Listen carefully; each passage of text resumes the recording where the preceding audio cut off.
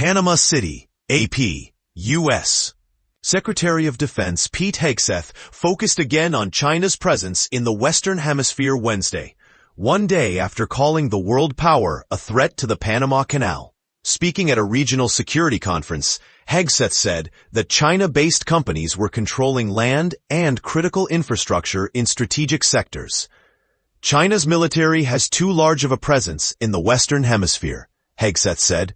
Make no mistake, Beijing is investing in operating in this region for military advantage and unfair economic gain. He called on the region's governments to work together to deter China and address threats posed by transnational drug cartels and mass immigration. Hegseth was speaking a day after meeting Panama's president, José Raúl Mulino, and touring the Panama Canal. The two countries agreed to step up security coordination and appeared to say they would work toward a way to pay back fees that U.S. warships pay to pass through the Panama Canal. The visit comes amid tensions over U.S.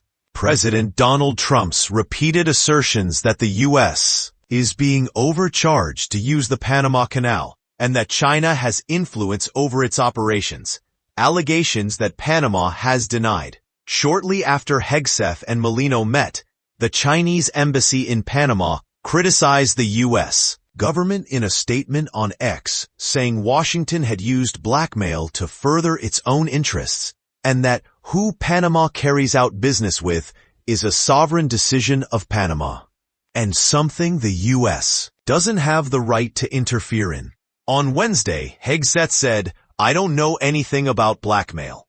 The concern about China's influence over the waterway was provoked by Hong Kong-based consortium CK Hutchison holding a 25-year lease on ports at either end of the canal. The Panamanian government announced that the lease was being audited and late Monday concluded that there were irregularities, which CK Hutchison denied in a statement Wednesday. CK Hutchison has already announced that it would be selling its controlling stake in the ports to a consortium including BlackRock Incorporated, effectively putting the ports under American control once the sale is complete. Later Wednesday, Hegseth said that he would sign an agreement with Panama concerning the security and operation of the Panama Canal that would allow U.S. warships to sail first and free. The fact that the U.S. has a treaty obligation to protect the canal, but also had to pay to move its warships between the Atlantic and Pacific Oceans, had been one of the Trump administration's complaints.